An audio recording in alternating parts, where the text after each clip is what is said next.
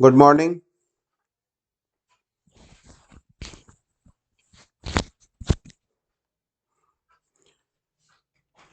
देखो, आज से हम लोग जीओसी स्टार्ट करेंगे, जनरल ऑर्गेनिक केमिस्ट्री। ठीक है। तो देखो, हम लोग जानते हैं कि देखो, हम लोग को क्लास 11th क्लास 12th 2 साल के लिए, है ना, हम लोगों को पढ़ना होता है। तो ऑर्गेनिक केमिस्ट्री जो है वो हम लोग क्लास 11th क्लास 12th ऐसे करके नहीं पढ़ेंगे। ठीक है। क्योंकि ऑर्गेनिक केमिस्ट्री अगर अच्छे से समझना है तो उसका अपना एक सीक्वेंस है। जबकि 11th में क्या किया गया है, अल्केन एल्कीन अल्काइन को और एरोमेटिक कंपाउंड्स को 11th में डाल दिया गया है, और जो बेसिक है हम लोगों का उसको 12th में डाल दिया गया है। ठीक है। तो ऑर्गेनिक केमिस्ट्री में अगर तुम कंपटीशन में अच्छा करना चाहते हो तो तुमको एज अ होल इसको पढ़ना पड़ेगा। ठीक है।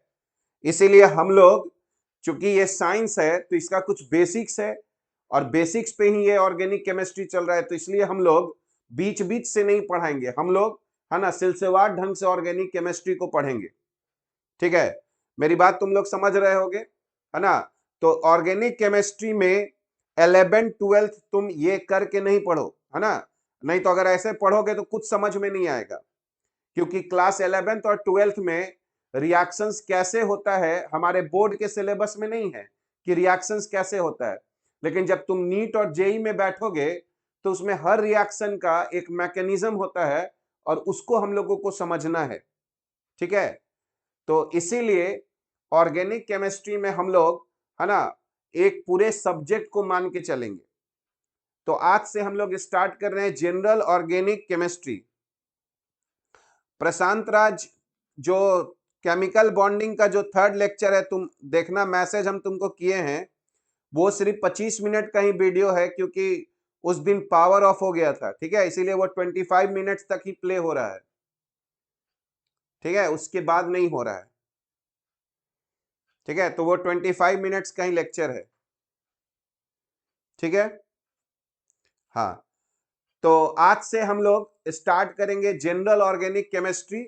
एकदम स्टार्टिंग से अच्छे से समझना है, क्योंकि ये ऑर्गेनिक केमिस्ट्री का एकदम बैकबोन है। अगर ये अच्छे से समझ में आ जाएगा तो पूरा ऑर्गेनिक बहुत आसान लगेगा। ठीक है। तो देखो, सबसे पहले हम लोग जीओसी में, चूंकि केमिकल बॉन्डिंग हम लोग पढ़ रहे हैं, तो ऑर्गेनिक केमिस्ट्री का एक बहुत इंपॉर्टेंट कॉन्सेप्ट होता है हाइब्रिडाइजेशन। अब हाइब्रिडाइजेशन क्या है, इसके लिए हम लोगों को वैलेंस बॉन्ड थ्योरी पढ़ना पड़ेगा। ठीक है। तो हम लोग अभी केमिकल बॉन्डिंग में स्टार्ट किए हैं, लुईस कोसेल थ्योरी खत्म किए हैं। तो हम लोग ऑर्गेनिक केमिस्ट्री के लिहाज से वैलेंस बॉन्ड थ्योरी को हम लोग यहां पर इंट्रोड्यूस कर रहे हैं। ठीक है। तो हम लोग एक्चुअल में बॉन्डिंग इन ऑर्गेनिक मॉलिक्यूल्स देख रहे हैं, यानी ऑर्गेनिक केमिस्ट्री में कैसे बॉन्ड बनता है। ठीक है। तो सबसे पहला जो कॉन्सेप्ट है हम लोगों का, वैलेंस बॉन्ड थ्योरी। तो याद करो, हम तुमको बताए थे कि वैलेंस बॉन्ड थ्योरी जो है वो वेव नेचर पर आधारित है। इसका मतलब यह हुआ कि वैलेंस बॉन्ड थ्योरी में हम लोग इलेक्ट्रॉन को डॉट नहीं मानेंगे। हम लोग इलेक्ट्रॉन को, है ना, बताएंगे कि वो ऑर्बिटल्स में रहते हैं। और याद करो, हर एक ऑर्बिटल का अपना एक शेप होता है। जैसे एस ऑर्बिटल जो है वो स्फेरिकल होता है, पी ऑर्बिटल डंबल शेप का होता है, और D orbital double dumbbell shape का होता है। चूंकि ऑर्गेनिक केमिस्ट्री में हम लोग मेनली सेकेंड पीरियड एलिमेंट से डील करते हैं, जैसे कि कार्बन हो गया, है ना, ऑक्सीजन हो गया, नाइट्रोजन हो गया। इसीलिए हम लोगों को यहां पर डी ऑर्बिटल से मतलब नहीं रहता है ऑर्गेनिक केमिस्ट्री में। तो हम लोग को के लिए यह जानना काफी है कि अगर एस ऑर्बिटल होगा तो वो स्फेरिकल शेप का होगा, और जो पी ऑर्बिटल होगा वो हम लोगों का डंबल शेप का होगा। ठीक है। तो सबसे पहले हम लोग देखते हैं कि वैलेंस बॉन्ड थ्योरी क्या कहता है कोवैलेंट बॉन्डिंग के बारे में। तो वैलेंस बॉन्ड थ्योरी कहता है कि कोवैलेंट बॉन्ड तभी बनता है जब दो हाफ फिल्ड ऑर्बिटल्स आपस में ओवरलैप करते हैं। ठीक है। तो अगर दो हाफ फिल्ड ऑर्बिटल आपस में ओवरलैप करेगा तो एक कोवैलेंट बॉन्ड बनेगा। ठीक है, तो बॉन्डिंग इसलिए होता है क्योंकि ऑर्बिटल्स का ओवरलैप होता है। तो अगर हम लोग यहां पर देखें वैलेंस बॉन्ड थ्योरी, तो वैलेंस बॉन्ड थ्योरी क्या कह रहा है? According to this theory a covalent bond is formed between two atoms by partial overlap of their half filled atomic orbitals containing electrons with opposite spin. कहने का sense ये हुआ कि एक कोवैलेंट बॉन्ड तभी बनता है जब दो हाफ फिल्ड ऑर्बिटल आपस में ओवरलैप करता है, और हाफ फिल्ड ऑर्बिटल है इसका मतलब है दोनों के पास एक एक इलेक्ट्रॉन होगा। तो जब बॉन्ड बनेगा तो दोनों इलेक्ट्रॉन पेयर्ड हो जाएगा, तो एक का अगर स्पिन ऊपर होगा तो दूसरे ऑर्बिटल में उस दूसरे वाले इलेक्ट्रॉन का स्पिन नीचे होगा, ताकि जब बॉन्ड बने तो एक ऑर्बिटल आए तो उसमें एक का स्पिन ऊपर हो और दूसरे का स्पिन नीचे हो। ठीक है, तो यहां पर अभी मेन यही पॉइंट है कि कोवैलेंट बॉन्ड तभी बनता है जब दो हाफ फिल्ड ऑर्बिटल ओवरलैप करता है, दोनों में एक एक इलेक्ट्रॉन रहेगा, पर दोनों का स्पिन जो है वो हम लोगों का अपोजिट डायरेक्शन में होगा। तो इसको अगर हम लोग एक एग्जांपल से समझें, जैसे याद करो H2, तो H2 में हाइड्रोजन के दो एटम्स आपस में जुड़े हुए हैं और दोनों के बीच में एक सिंगल कोवैलेंट बॉन्ड बनता है। तो सवाल उठता है कि H2 में वो जो सिंगल कोवैलेंट बॉन्ड है वो हम लोगों का कैसे बन रहा है? तो हम लोग यहां पर अगर हाइड्रोजन का इलेक्ट्रॉनिक कॉन्फ़िगरेशन देखें तो याद करो हाइड्रोजन में एक इलेक्ट्रॉन होता है और उसका इलेक्ट्रॉनिक कॉन्फ़िगरेशन 1s1 होता है, यानी जो हाइड्रोजन में जो ऑर्बिटल है वो 1s का ऑर्बिटल है और 1s स्फेरिकल शेप का होता है। तो तुम देखो यहां पर इसी को ऐसे दिखाया गया है कि ये यहां पर एक ऑर्बिटल हो गया हाइड्रोजन का जो 1s है और इसमें एक इलेक्ट्रॉन है, बस इलेक्ट्रॉन को दिखाने के लिए एक हम लोग हाफ एरो यहां पर यूज कर रहे हैं। उसी तरह ये हाइड्रोजन का दूसरा एटम है और उसके पास भी एक इलेक्ट्रॉन है, पर ये दोनों का स्पिन जो है वो अपोजिट डायरेक्शन में है। तो अब जब दो एटम एक दूसरे के पास आएगा तो उनके ऑर्बिटल्स के बीच में क्या होगा? ओवरलैप होना शुरू होगा।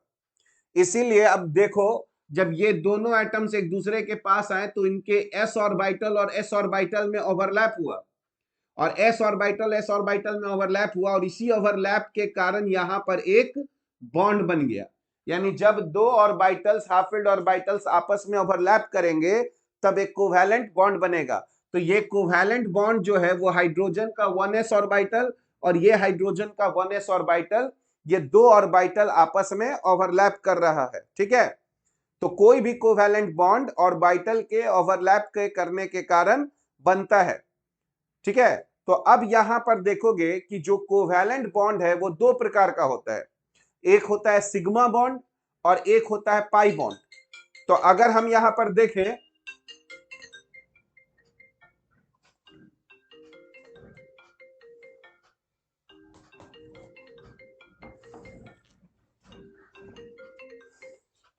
हेलो, हाँ प्रवीण, तो हम लोग कह रहे कि वो हम लोग जगदेव पर शिफ्ट कर गए हैं तो कल हम लोग मिलेंगे। ठीक ठीक।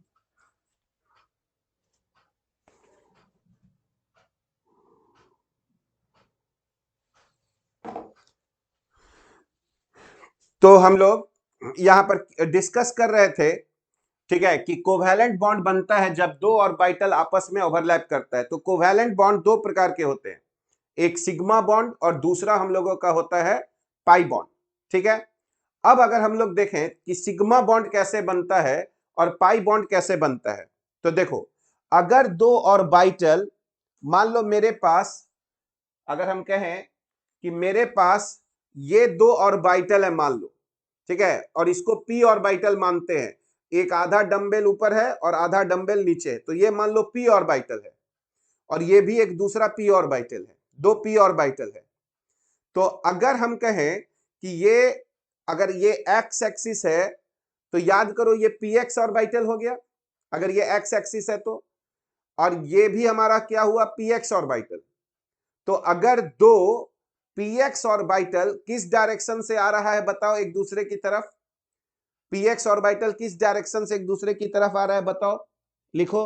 दो px ऑर्बिटल किस डायरेक्शन से आ रहा है एक दूसरे की तरफ? अगर हम ऐसे दिखा रहे हैं तो, ये अगर एक्सिस हम x मान रहे हैं तो, हाँ मतलब x डायरेक्शन की, y डायरेक्शन की, z डायरेक्शन, वो हम कहना चाह रहे हैं।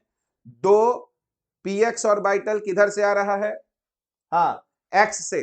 तो याद करो px ऑर्बिटल का जो है ना एक्सिस है वो हमारा x एक्सिस है, तो दोनों ऑर्बिटल अपने एक्सिस की तरफ से आ रहा है।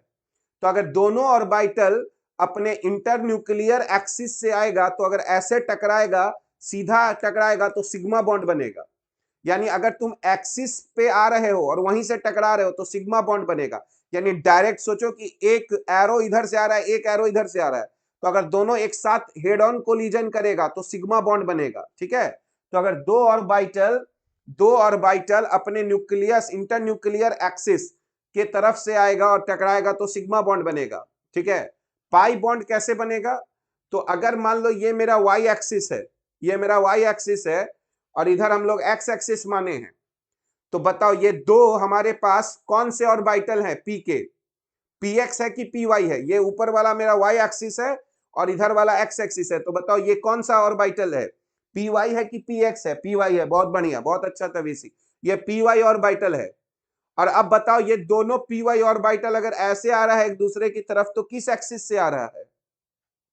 किस एक्सिस से आ रहा है? दोनों एक दूसरे की तरफ आए तो ऐसे आ रहा है, तो किस एक्सिस से आ रहा है? एक्स एक्सिस से, बहुत बढ़िया। नहीं, इधर से आ रहा है तो एक्स एक्सिस से, इधर से आ रहा है ना, इधर से आ रहा है। तो ये दो पी वाई ऑर्बिटल है, पर आ रहा है किससे? अपने एक्सिस से नहीं आ रहा है, वाई एक्सिस से नहीं आ रहा है, किस एक्सिस से आ रहा है? एक्स एक्सिस से आ रहा है।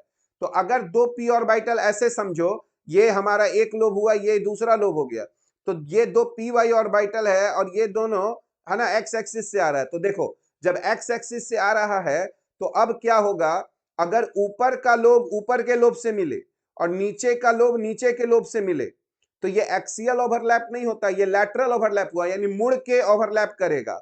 तो अगर हम यहां पर ये पी वाई ऑर्बिटल और ये दूसरा पी वाई ऑर्बिटल है, ये अगर इससे मुड़ के ओवरलैप करे और ये इससे मुड़ के ओवरलैप करे और आ रहा है दोनों एक्स एक्सिस से, तो ऐसे बॉन्ड को हम लोग पाई बॉन्ड कहते हैं।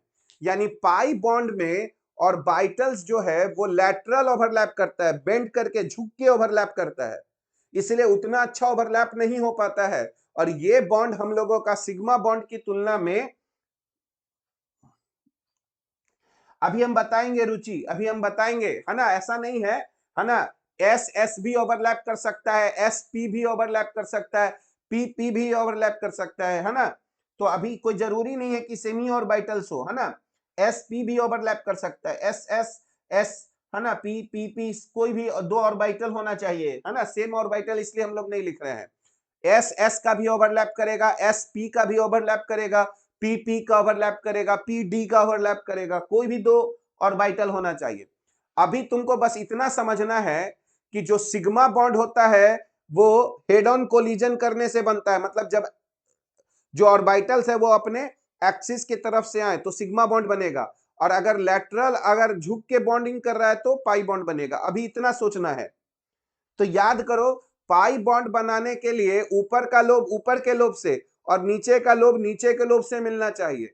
यानी एस ऑर्बिटल कभी भी पाई बॉन्ड नहीं बना सकता है, क्योंकि एस ऑर्बिटल जो है वो हमेशा एक ही लोब है, स्फेरिकल है ना। जबकि पाई बॉन्ड बनाने के लिए ऊपर के लोब को ऊपर के लोब से और नीचे का लोब नीचे के लोब से जुड़ना चाहिए। बताओ इतना बात क्लियर हो रहा है कि एस ऑर्बिटल हमेशा सिग्मा बॉन्ड बनाएगा, ठीक है ना। वो कभी भी झुक के पाई बॉन्ड नहीं बना सकता है, क्योंकि पाई बॉन्ड बनाने के लिए मेरे पास ऊपर का लोब होना चाहिए और एक नीचे का लोब होना चाहिए। बहुत बढ़िया, वेरी गुड। तो हम लोग यहां पर समझ रहे हैं कि सिग्मा बॉन्ड कब बनता है? जब दो ऑर्बिटल इंटरन्यूक्लियर एक्सिस से आके टकराता है। जबकि पाई बॉन्ड आता है जब ऑर्बिटल्स जो हैं वो एक दूसरे के पैरेलल हैं और वो आ रहे हैं, तो वो झुक कर बेंडिंग करते हैं। इसीलिए तुम यहां पर देखो, when two half-filled atomic orbitals when two half-filled atomic orbitals overlap along their internuclear axis, तो जो उनके न्यूक्लियस को मिलाने वाला एक्सिस हुआ वही इंटर न्यूक्लियर एक्सिस हो गया। तो अगर उधर से ही एटॉमिक ऑर्बिटल्स आ रहे हैं, ठीक है, the bond formed is called the sigma bond. तो ऐसे बॉन्ड को हम लोग सिग्मा बॉन्ड कहेंगे जो इंटर न्यूक्लियर एक्सिस से आने से बन रहा है, ठीक है। तब पाई बॉन्ड कैसे बनता है? On the other hand covalent bond formed by sideways or lateral overlap of two atomic orbitals. तो अगर मुड़ के ओवरलैपिंग कर रहा है या साइड से ओवरलैपिंग कर रहा है तो उसी को हम लोग पाई बॉन्ड कहते हैं। तो किसमें ओवरलैपिंग अच्छा होता है बताओ, सिग्मा बॉन्ड में कि पाई बॉन्ड में? तो जिसमें ओवरलैपिंग अच्छा होगा उतना अच्छा बॉन्ड बनेगा, क्योंकि वैलेंस बॉन्ड थ्योरी कहता है कि जिसमें जितना अच्छा ओवरलैप, सिग्मा बॉन्ड में डायरेक्ट टकरा रहा है ना आयुष, सिग्मा बॉन्ड में डायरेक्ट टकरा रहा है बाबू, इसीलिए सिग्मा बॉन्ड ज्यादा स्टेबल है ना, और पाई बॉन्ड हम लोगों का कम स्टेबल है। तो हम यहाँ पर कुछ स्ट्रक्चर, कुछ बॉन्ड्स का बता रहे हैं, तुम बताना कि सिग्मा बनेगा कि पाई बनेगा, बताना। अगर हम यहां तुमको कहें, अगर हम तुमको यहां पर एग्जाम्पल कहें कि मान लो ये में हम लोगों का एस ऑर्बिटल है और ये हम लोगों का दूसरा एस ऑर्बिटल है, तो याद करो ये हम लोगों का सिग्मा बॉन्ड कहलाएगा, ठीक है, क्योंकि एस ऑर्बिटल कभी भी लैटरल ओवरलैप नहीं कर पाएगा। तो ये हम लोगों का क्या कहलाएगा? Sigma bond. एस ऑर्बिटल क्या कहलाएगा? यहां सिग्मा बॉन्ड बना, ठीक है। अब बताओ अगर हम तुमसे कहें कि याद करो ये हम लोगों का एक पी ऑर्बिटल है, तो तुम लोग को याद होगा पी का एक लोब प्लस होता है और दूसरा लोब माइनस होता है ना। तो ये मान लो प्लस है और ये क्या है? माइनस है। ये खाली फेज बताता है, याद करो, एक क्रेस्ट होता है और एक ट्रफ होता है, ठीक है। तो अगर दूसरा ऑर्बिटल, अगर ये एस ऑर्बिटल है और इसमें भी प्लस ही है, तो याद करो ये दोनों, ये पी ऑर्बिटल है और ये एस ऑर्बिटल है, और सेम साइन अगर ओवरलैप करेगा है ना, तो ये यहां पर क्या बन रहा है? सिग्मा बॉन्ड की पाई बॉन्ड। बताओ ये पी ऑर्बिटल है, ये एस ऑर्बिटल है, कैसा बॉन्ड बनेगा? Sigma bond. बहुत बढ़िया, क्योंकि एस तो पाई बॉन्ड बना ही नहीं सकता है, तो ये सिग्मा बॉन्ड हुआ। इस बार अब हम लिख रहे हैं, तुम हमको बताना सिग्मा बॉन्ड है कि पाई बॉन्ड है। ये एक पी ऑर्बिटल है वो, और ये एक दूसरा पी ऑर्बिटल है, ये प्लस है और माइनस है, सेम साइन ओवरलैप करना चाहिए, है ना। वो क्यों होता है वो हम लोग बॉन्डिंग में बताएंगे। अभी बताओ ये सिग्मा बॉन्ड है कि पाई बॉन्ड है? अभी बताओ सिग्मा बॉन्ड है कि पाई बॉन्ड है? बहुत बढ़िया, बहुत बढ़िया। तवीसी, ईशान, ख्याति, बाकी लोग, आयुष, श्रेयांश, राजा, और बताओ, और बताओ, और लोग, जो लोग हो, 19 लोग हो तुम लोग, बाकी लोग चुपचाप बैठा हुआ है। हाँ, तो ये क्या है? सिग्मा बॉन्ड है, क्योंकि एक्सिस से ओवरलैप हो रहा है। तो ये हम लोगों का क्या हो गया? ये भी हम लोगों का सिग्मा बॉन्ड है, ये भी हम लोगों का सिग्मा बॉन्ड है, ठीक है। तो देखो पीपी भी सिग्मा बॉन्ड बना रहा है, एसपी भी सिग्मा बॉन्ड बना रहा है, ठीक है। ये एस और ये पी ऑर्बिटल हो गया, ये एस ऑर्बिटल हो गया, ये एस ऑर्बिटल हो गया, ये एस ऑर्बिटल हो गया, ये पी ऑर्बिटल हो गया, ये पी ऑर्बिटल हो गया। मान लो अगर ये पी एक्स है तो ये पी एक्स है। अब एक बात बताओ, क्या पी एक्स पी वाई के साथ सिग्मा बॉन्ड बना सकता है? एक आ रहा है एक्स एक्सिस से, एक पी एक्स है और एक पी वाई है, सिग्मा बॉन्ड कभी बनेगा? तो कभी सिग्मा बॉन्ड नहीं होगा, क्योंकि दोनों को एक ही डायरेक्शन से आना है। अब तुम हमको बताओ ये कौन सा बॉन्ड हुआ? सिग्मा बॉन्ड हुआ कि पाई बॉन्ड हुआ? ये हम लोगों का पी ऑर्बिटल है और ये दूसरा पी ऑर्बिटल है। तो देखो ये प्लस प्लस ओवरलैप किया, माइनस माइनस ओवरलैप किया। ये बताओ सिग्मा बॉन्ड की पाई बॉन्ड? Pi bond. बहुत बढ़िया। तो ये एग्जांपल हो गया हम लोगों का पाई बॉन्ड का, पाई बॉन्ड का। डी ऑर्बिटल भी पाई बॉन्ड बनाएगा, है ना, पर वो हम लोग केमिकल बॉन्डिंग में डिस्कस करेंगे। अगर डी ऑर्बिटल भी देखोगे तो याद करो डी ऑर्बिटल ऐसा होता है, उसमें 4 लोब होता है।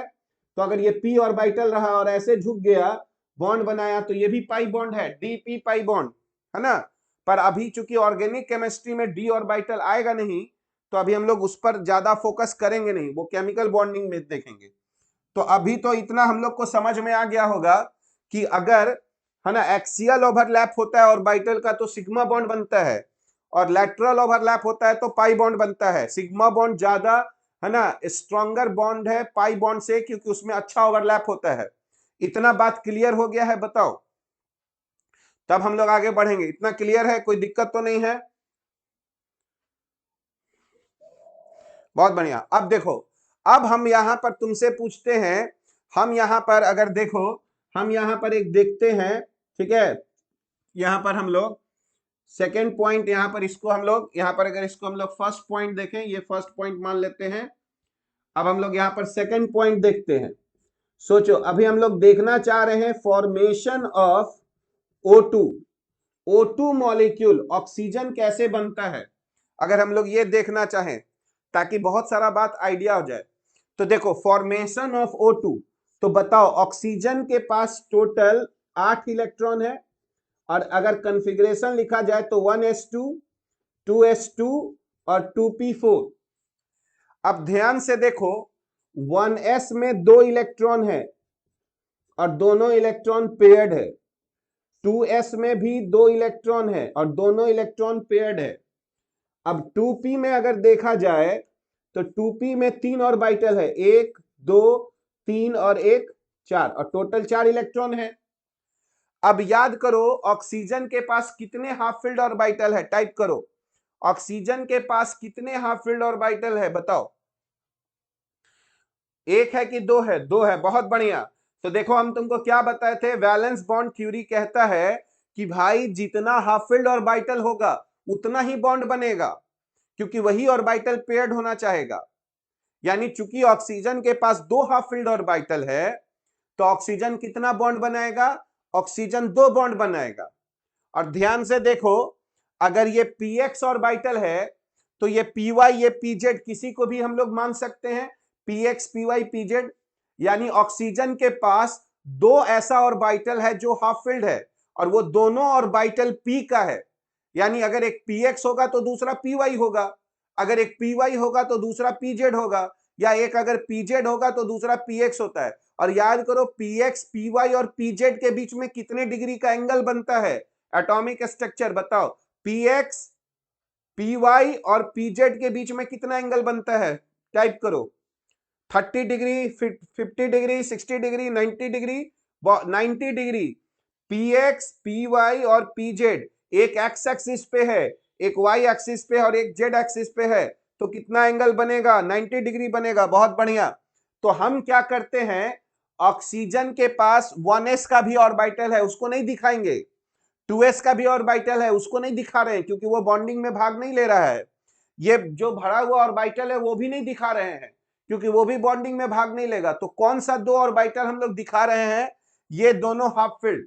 तो अब ध्यान से देखो, ये ऑक्सीजन का एक वो ऑर्बिटल है जो हाफ फिल्ड है, और ये एक वो ऑर्बिटल है जो हाफ फिल्ड है। और याद करो, ये अगर मान लो px होगा तो ये हमारा py होगा, px में भी 2 लोब होगा और py में भी 2 लोब होगा, और ये दोनों म्यूचुअली, और ये दोनों म्यूचुअली क्या होगा, ये दोनों म्यूचुअली परपेंडिकुलर होगा एक दूसरे पे।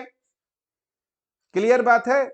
उसी तरह ये दूसरा जो ऑक्सीजन है उसके पास भी 2 ऑर्बिटल होगा, उसके पास भी 2 हाफ फील्ड ऑर्बिटल होगा, तो उसको भी एक को px मानते हैं और एक को py मानते हैं। तो अब ध्यान से देखो, इसका जो px है और ये जो px है ऐसे रह गया।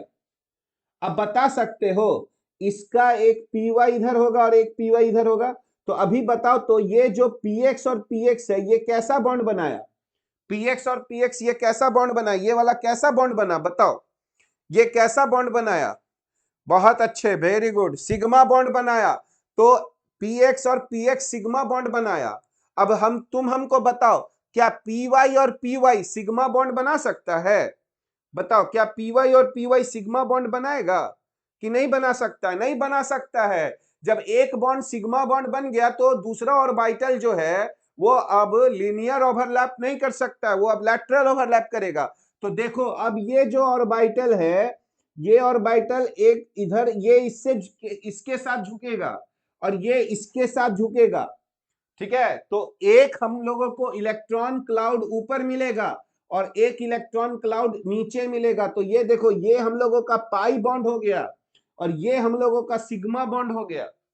और इसीलिए जब हम लोग ऑक्सीजन दिखाते हैं तो ऐसे लिखते हैं ना, ओ डबल बॉन्ड हो। तो देखो, डबल बॉन्ड में एक बॉन्ड सिग्मा है और एक बॉन्ड पाई है, तो किसी को भी सिग्मा मान सकते हैं और किसी को भी पाई मान सकते हैं। तो सोचो कि अगर ये बॉन्ड सिग्मा है तो ये वाला बॉन्ड हम लोगों का पाई बॉन्ड रहा होगा, यानी double bond consists of 1 sigma and 1 pi bond. क्योंकि अगर एक सिग्मा बॉन्ड बन गया दो एटम के बीच में तो उसके बाद तो वो पाई बॉन्ड ही बना सकता है, सिग्मा बॉन्ड नहीं बना सकता है। तो बता सकते हो ट्रिपल बॉन्ड में कितने सिग्मा बॉन्ड और कितने पाई बॉन्ड? बताओ तो, सोच के देखो, ट्रिपल बॉन्ड में कितने सिग्मा बॉन्ड और कितने pi bond? 1 sigma, very good, और 2 पाई बॉन्ड, बहुत अच्छा। तो ट्रिपल बॉन्ड में एक सिग्मा बनेगा और 2 पाई बॉन्ड बनेगा। अब कैसे बनेगा?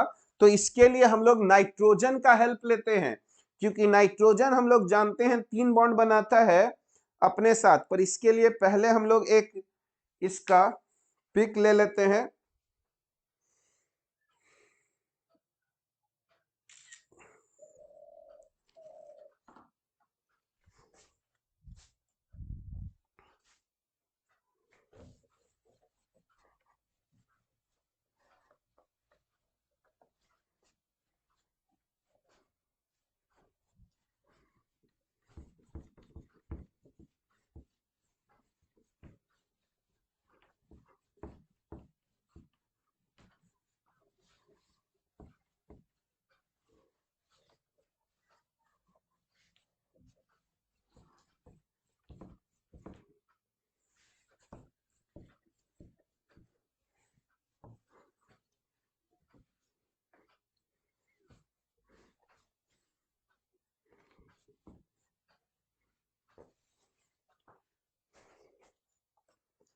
तो अब देखो, अब हम लोग क्या करते हैं, अब हम लोग फॉर्मेशन ऑफ N2 देखते हैं कि भाई नाइट्रोजन कैसे बना होगा। फॉर्मेशन ऑफ N2, क्योंकि हम लोग जानते हैं नाइट्रोजन में N ट्रिपल बॉन्ड N होता है और ऐसे।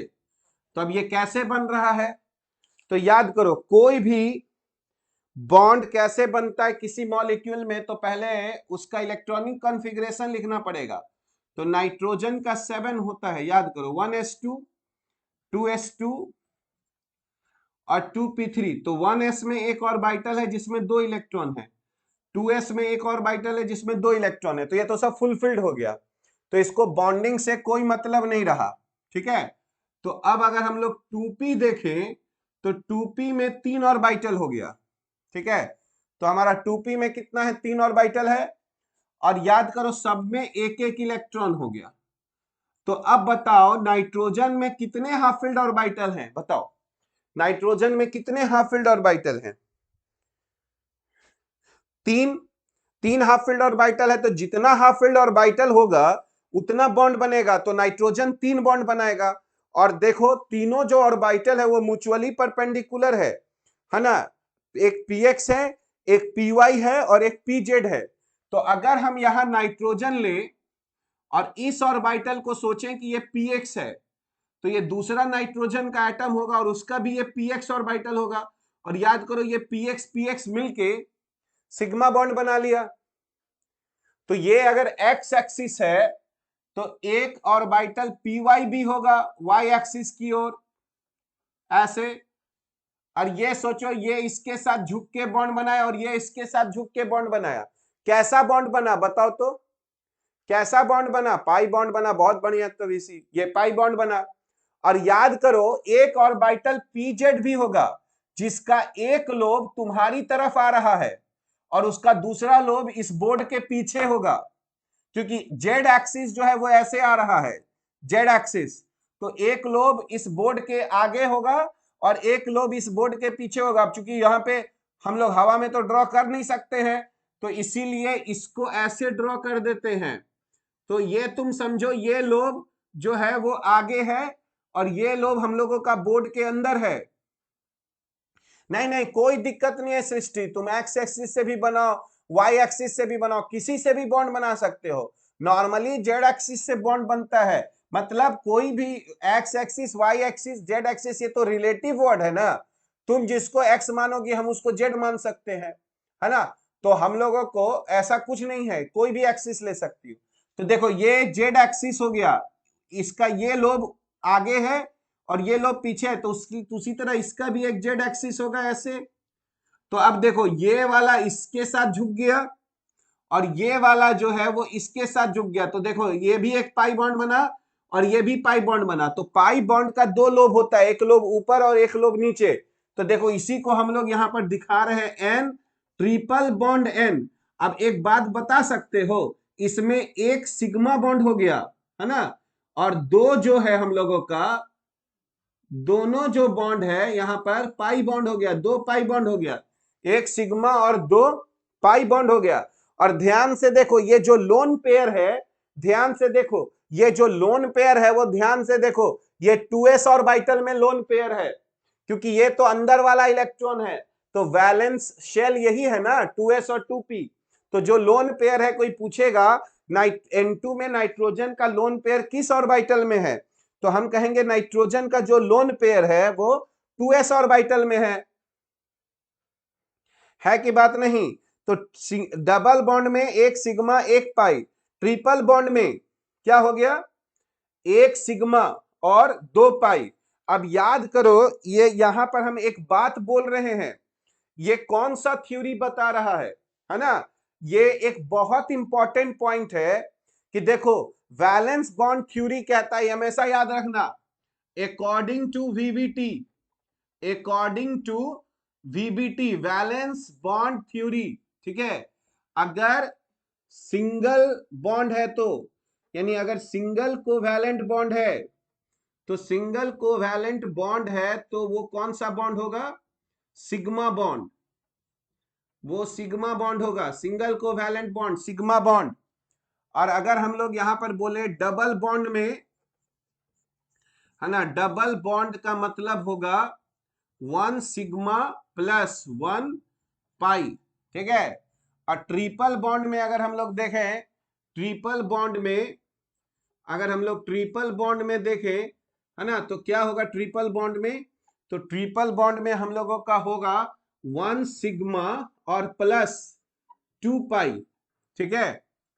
तो एक चीज हम तुमको बताते हैं, वीबीटी के बाद भी एक थ्योरी आया था, अगर केमिकल बॉन्डिंग का क्लास किए होगे तो हम बताए थे वीबीटी के बाद भी एक थ्योरी आया था, याद करो, एमओटी, मॉलिक्यूलर और बाइटल थ्योरी, याद करो हम लोग लिखे थे ऑर्डर में, कुछ याद आ रहा है, वीबीटी के बाद भी एक थ्योरी लिखे थे एमओटी। हाँ, तो देखो जो लोग भी 11th-12th पढ़ता है ना, या जो पढ़ लिया होगा, उससे पूछोगे एक वर्ड कि ऑल सिंगल बॉन्ड्स आर, तो सब लोग कहेगा all single bonds are sigma bonds, ठीक है। तो ये कौन सा थ्योरी बता रहा है, वीबीटी। अपने दिमाग में याद बात रखना, एमओटी कहता है कि सिंगल बॉन्ड पाई बॉन्ड भी हो सकता है, और वो सही है, पर चूंकि अभी हम लोग एमओटी यहां डील नहीं कर रहे हैं, इसीलिए ऑर्गेनिक केमिस्ट्री में जो भी सिंगल बॉन्ड बनेगा वो सिग्मा बॉन्ड होगा ऑर्गेनिक केमिस्ट्री में। पर ऐसा जरूरी नहीं है ना। एमओटी जब पढ़ोगे तो पता चलेगा कुछ ऐसे भी मॉलिक्यूल्स हैं जिनमें सिंगल बॉन्ड है पर वो पाई बॉन्ड है, ये बहुत इंपॉर्टेंट बात है, ठीक है। इसीलिए हम इस बात को अभी समझा दे रहे हैं कि all single bonds are sigma bonds. MOT क्या है अभी हम पढ़ाएंगे, एमओटी होता है मॉलिक्यूलर और बाइटल थ्योरी, ये भी केमिकल बॉन्डिंग का एक थ्योरी है ना, पर वो थ्योरी अभी हम लोग को बाद में पढ़ना है केमिकल बॉन्डिंग में, ठीक है। जैसे एक तुम डाल्टन थ्योरी भी पढ़े थे, तो एक रदरफोर्ड का थ्योरी आया, तो डाल्टन का थ्योरी बोला एटम को डिवाइड नहीं कर सकते, रदरफोर्ड बोला नहीं एटम को डिवाइड कर सकते हैं। तो उसी तरह वीबीटी बोला कि all single bonds are sigma bonds, लेकिन एमओटी कहा नहीं, है ना, सिंगल बॉन्ड पाई बॉन्ड भी हो सकता है, बाद में पता चला यार सही बात है। इसीलिए हम यहां पर यहां पर देखो क्या लिखे, अकॉर्डिंग टू वीबीटी हम ये बात बोल रहे हैं, एक थ्योरी के अनुसार से है ये। क्या तुमको हम एक्सप्लेन कर पाए कि हम क्या बोलना चाह रहे हैं यहां पर। अगर कोई तुमसे पूछेगा कि ऑल सिंगल बॉन्ड्स आर, तो तुम कहो कि देखो भाई वीबीटी के अनुसार से all single bonds are sigma bonds, लेकिन एमओटी कहता है कि सिंगल बॉन्ड पाई बॉन्ड भी हो सकता है, और वो भी सही है, ठीक है। तो चूंकि हम लोग ऑर्गेनिक केमिस्ट्री वीबीटी से डील करते हैं, ऑर्गेनिक केमिस्ट्री में हम लोग वैलेंस बॉन्ड थ्योरी पढ़ते हैं, इसीलिए हम लोग बोलते हैं कि all single bonds are sigma bonds, और सही बात है, वो हम लोगों के लिए ऑर्गेनिक केमिस्ट्री में सही है। ठीक है, कुछ मॉलिक्यूल्स में जो है सिंगल बॉन्ड पाई बॉन्ड भी होता है, पर वो ऑर्गेनिक केमिस्ट्री में नहीं है, इसीलिए हम इस बात को यहां पर अकॉर्डिंग टू वीबीटी लिख दे रहे हैं। ठीक है, तो देखो H2 कैसे बना समझ में आ गया, क्योंकि हाइड्रोजन के पास एक हाफ फिल्ड ऑर्बिटल था। O2 क्यों बना ये समझ में आ गया, क्योंकि ऑक्सीजन के पास 2 हाफ फिल्ड ऑर्बिटल था। N2 कैसे बना वो समझ में आ गया, क्योंकि नाइट्रोजन के पास 3 हाफ फिल्ड ऑर्बिटल था। तो अब हम लोग थोड़ा सा डायटॉमिक से हटके पॉलीएटॉमिक मॉलिक्यूल को देखते हैं। जैसे अब हम लोग देखते हैं फॉर्मेशन ऑफ मीथेन। ठीक है, तो देखो यहां पर बी अगर हम लोग देखें, अब हम लोग देख रहे हैं formation of methane, formation of methane CH4। तो बताओ CH4 में कौन सेंट्रल एटम है? CH4 में कौन सेंट्रल एटम है? जो सेंट्रल एटम होगा उसी का भी हाइब्रिडाइजेशन देखेंगे। कार्बन है, बहुत बढ़िया, बहुत अच्छे। तो फॉर्मेशन ऑफ CH4 में हमको सेंट्रल एटम कार्बन है, तो कार्बन का देखना पड़ेगा पहले इलेक्ट्रॉनिक कॉन्फ़िगरेशन। बताओ कार्बन का होता है 6, तो ये हो गया 1s2, 2s2 और 2p2। तो अब याद करो 1s में 2 इलेक्ट्रॉन है, 2s में 2 इलेक्ट्रॉन हो गया, और 2p में 3 ऑर्बिटल है, और सब में एक एक इलेक्ट्रॉन आ गया। तो अब अगर तुम ध्यान से समझो तो कार्बन में 2 हाफ फिल्ड ऑर्बिटल है ग्राउंड स्टेट में। ग्राउंड स्टेट का मतलब जिस समय उसके पास सबसे कम एनर्जी है। तो अगर हम लोग कार्बन का ग्राउंड स्टेट का कॉन्फ़िगरेशन देखें, जो कि है ना सबसे स्टेबल होता है, तो कार्बन के पास 2 हाफ फिल्ड ऑर्बिटल हो गया। तो अब समझो वैलेंस बॉन्ड थ्योरी यहां पर आके फंस गया, क्योंकि वैलेंस बॉन्ड थ्योरी के अनुसार से जितने हाफ फिल्ड ऑर्बिटल्स होते हैं उतना ही हम लोगों का बॉन्ड बनना चाहिए। तो कार्बन के पास तो 2 हाफ फिल्ड ऑर्बिटल है, तो कार्बन को तो 2 बॉन्ड बनाना चाहिए था, पर कार्बन हमेशा 4 बॉन्ड बनाता है।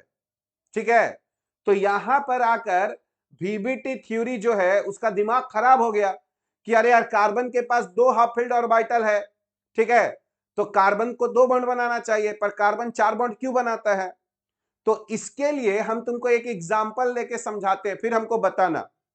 जैसे अगर हम तुमसे कहें कि तुम्हारे पास 50,000 रुपए है, सपोज करो, है ना, यू हैव 50,000 रुपी, तुम्हारे पास 50,000 रुपए है, और तुम इससे एक बिजनेस स्टार्ट करते हो।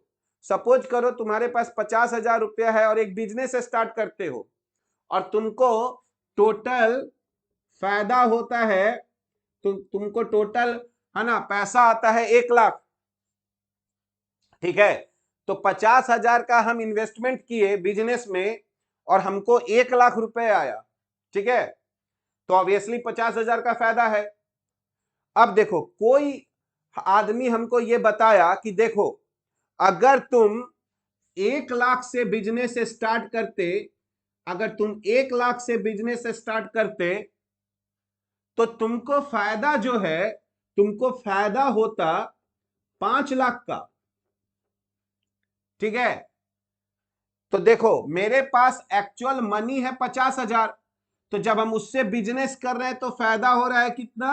1,00,000, टोटल 1,00,000 आ रहा है, तो 50,000 हम कमा रहे हैं। और अगर हम 1,00,000 से बिजनेस करेंगे तो हम 5,00,000 कमाएंगे। बस प्रॉब्लम यह है कि मेरे पास है पैसा 50,000, तो अब हम लोग क्या करें बताओ? 50,000 हम लोग के पास है, तो 50,000 अब हमको किसी से बोरो करना पड़ेगा। बताओ 50,000 किसी से बोरो करना पड़ेगा ना, क्योंकि अगर हम 1,00,000 से बिजनेस स्टार्ट करेंगे तो 50,000 किसी से बोरो करना पड़ेगा। तो तुम बताओ, तुम ए बिजनेस करना चाहोगे कि बी बिजनेस करना चाहोगे? बताओ क्या करना चाहोगे, ए की बी? बहुत बढ़िया आयुष, तुम समझदार हो, बी, सब लोग समझदार है। तो बताओ, तो बी बिजनेस करने के लिए लेकिन पहले तो कर्ज लेना पड़ेगा 50,000। पर हम कर्ज इसलिए ले रहे हैं 50,000 क्योंकि हम फायदा जो है 5 लाख कमाएंगे, तो 50,000 सोचो हम उस आदमी को दे देंगे जिससे पैसा लिए थे, तो बचा मेरा 4,50,000। अब 50,000 मेरा अपना रुपया था तो उसको भी हटा ले तो हमको फायदा 4 लाख का हो रहा है, जबकि यहां पर फायदा सिर्फ 50,000 का हो रहा है। ठीक है, तो हम लोग, कोई बेवकूफ ही होगा जो ये बिजनेस करेगा। तो ये हम लोग इसलिए बिजनेस कर रहे हैं क्योंकि हम कम कर्ज ले रहे हैं 50,000, पर हमको उससे फायदा हो रहा है 4 लाख का। ठीक है, अब अगर सोचो ऐसा होता कि हम 1 लाख से बिजनेस स्टार्ट करते, 1 लाख से, और हमको उस समय टोटल पैसा आता, सपोज करो 1 लाख से स्टार्ट करते और हमको टोटल पैसा आ जाता अगर 75,000, तो हम तो ऐसा बिजनेस करेंगे ही नहीं, क्योंकि हम 50,000 कर्ज लिए हैं और हमको फायदा उल्टा सिर्फ 25,000 का है, वो भी 25,000 उसको दे देना पड़ेगा। यानी हम किसी से कर्ज कब लेते हैं? जब हमको ये एहसास होता है कि हम जो कमाएंगे वो उसके कर्ज से ज्यादा कमाएंगे, ताकि हम उसके कर्ज को लौटा दें और हमारे पास भी कुछ पैसा बचे। ठीक है, यही बात एटम के साथ भी होता है। जैसे तुम यहां पर ध्यान से देखो, कार्बन यहां पर अगर ग्राउंड स्टेट से बॉन्डिंग करेगा तो 2 बॉन्ड बनाएगा, और याद करो बॉन्ड बनाने से एनर्जी निकलता है, बॉन्ड बनाने से अट्रैक्शन होता है और अट्रैक्शन से एनर्जी घटता है, याद करो। तो बॉन्ड बनेगा तो एनर्जी क्या होगा, रिलीज होगा। तो अब क्या है, कार्बन सोचता है कि हम क्या करें, इस 2s इलेक्ट्रॉन को 2p में पहुंचा दें। तो कार्बन जो है जब ये काम करेगा तो ये एक्साइटेड स्टेट में आ जाएगा। क्यों आ जाएगा अभी हम बताते हैं। तो कार्बन क्या कर रहा है, ये 2s वाले इलेक्ट्रॉन को 2p में भेज दे रहा है। तो देखो अब इसका इलेक्ट्रॉनिक कॉन्फ़िगरेशन 1s2 2s1 और 2p3 हो जाएगा। और अब ध्यान से देखो, कार्बन के पास टोटल 4 हाफ फील्ड ऑर्बिटल आ गया। पर क्या ये कार्बन अपने आप कर लिया होगा कि इसको एनर्जी चाहिए होगा? क्या 2s का एनर्जी कम होता है और 2p का एनर्जी ज्यादा होता है? तो अगर हम इलेक्ट्रॉन को 2s से 2p में भेजना चाहते हैं तो हम लोगों को we have to give some amount of energy, हम लोगों को कुछ अमाउंट ऑफ एनर्जी देना पड़ेगा, कार्बन को देना पड़ेगा कि नहीं देना पड़ेगा? बताओ, देना पड़ेगा, मानते हो बात? क्योंकि 2s का एनर्जी कम होता है, तो कोई आदमी, कोई इलेक्ट्रॉन ऐसे ही 2s से 2p में अपने मन से थोड़े चला जाएगा, नहीं ना जाएगा। तो देखो, तो अगर हम यहां पर बोले प्रोमोशनल एनर्जी यानी जो ये एनर्जी लेकर इलेक्ट्रॉन है ना 2s से 2p में जा रहा है, तो ये 96 किलो कैलोरी पर मोल होता है। यानी अगर एक मोल कार्बन एटम अगर सब अपने अपने 2s इलेक्ट्रॉन को 2p में पहुंचाए तो उसको 96 किलो कैलोरी जो है वो देना पड़ेगा। एक मोल कार्बन एटम अगर 2s को 2p में पहुंचाए तो हमको इसको 96 किलो कैलोरी पर मोल देना पड़ेगा। मेरी बात समझ रहे हो? और अगर हम देखें बॉन्ड एनर्जी, अगर हम लोग देखें bond energy of carbon hydrogen bond, तो ये होता है 105 किलो कैलोरी पर मोल। यानी अगर तुम 1 मोल कार्बन हाइड्रोजन बॉन्ड बनाओगे तो 105 किलो कैलोरी जो एनर्जी जो है वो रिलीज होगा 1 मोल बॉन्ड बनाने से, कार्बन हाइड्रोजन का 105। तो अब तुम एक बात बताओ, कार्बन जो है वो क्यों ये काम कर रहा है, प्रमोट? क्योंकि देखो अगर कार्बन ग्राउंड स्टेट से बॉन्डिंग करता तो कितना बॉन्ड बनाता बताओ तो। कार्बन अगर ग्राउंड स्टेट से बॉन्डिंग करता तो 2 बॉन्ड बनाता। हर बॉन्ड को बनाने से पर मोल 105 किलो कैलोरी पर मोल एनर्जी निकलता। तो अगर 2 बॉन्ड बनाता तो याद करो, अगर ये प्रमोशन नहीं करता, अगर ये हम कहें विदाउट प्रमोशन, अगर विदाउट प्रमोशन ऑफ इलेक्ट्रॉन अगर हम लोग देखें तो है ना, नेट रिलीज इन एनर्जी कितना एनर्जी रिलीज करता। अगर वो प्रमोशन नहीं करता तो 105 इंटू 2, तो ये 200 किलो कैलोरी का जूल पर मोल जो है, ये यहां पे net release of energy 210 kilo calorie पर मोल। तो अगर हमको 1 मोल, अगर हम यहां पर 2 मोल, अगर 2 बॉन्ड बनाता तो 1 से 105, तो 2 से कितना निकलता, 210 किलो कैलोरी का एनर्जी निकाल रहा होता है कार्बन। बताओ 210 का निकालता। अभी पहले देख लो, है ना, तभी से एक बार देख लो, उसके बाद 105 एक बॉन्ड से निकलता है। तो अगर प्रमोशन नहीं होता तो वो कितना एनर्जी अपने अंदर से निकालता, 210 निकालता। 105 गुना 2। प्रमोशन जब कर रहा है ना, तो अगर हम कहें कि आफ्टर, अगर हम लोग देखें आफ्टर प्रमोशन ऑफ इलेक्ट्रॉन, अब बताओ जब वो इलेक्ट्रॉन को प्रमोशन कर रहा है तब नेट रिलीज कितना हो रहा है एनर्जी का, नेट रिलीज ऑफ एनर्जी। तो 4 बॉन्ड बना रहा है, पहले तो 4 बॉन्ड बना रहा है, हर बॉन्ड से 105 निकल रहा है, तो 4 बॉन्ड से निकल रहा है 4 इंटू 105, तो समझो 420 निकल रहा है। लेकिन 96 लिया भी तो था, तो 96 वापस उसको हटा दिया। तो अगर कार्बन अपने 2s को 2p में प्रमोट करता तो 96 किलो कैलोरी पर मोल एनर्जी लिया और 420 निकाला, तो नेट कितना निकाला, तो 420 माइनस 96, और ये देखोगे तो 420 माइनस 96 हो जाएगा 324 किलो कैलोरी। तो देखो ये बात बताओ, ये बात समझ में आया कि अगर कार्बन प्रमोशन नहीं करता इलेक्ट्रॉन का तो सिर्फ 2 बॉन्ड बनाता, तो 2 बॉन्ड से वो 210 किलो कैलोरी का एनर्जी निकालता। पर जब कार्बन प्रमोट कर रहा है तो वो 4 बॉन्ड बना रहा है, तो 420 निकालेगा, लेकिन 420 टोटल निकल नहीं पाएगा क्योंकि वो इस प्रोसेस में 96 लिया भी था। तो 420 में 96 को घटा दिए तो आ गया 324। तो देखो अगर कार्बन अपने इलेक्ट्रॉन को प्रमोट नहीं करता तो सिर्फ वो 210 का एनर्जी निकाल रहा है, लेकिन प्रमोशन करने के कारण वो नेट 324 किलो कैलोरी का एनर्जी निकाल रहा है। तो ये हम लोगों का फायदा वाला बात हो गया। तो नेट प्रॉफिट अगर देखोगे, नेट प्रॉफिट इन एनर्जी जो ये काम कर रहा है, नेट प्रॉफिट ऑफ एनर्जी अगर देखोगे, नेट रिलीज ऑफ एनर्जी देखो, ठीक है,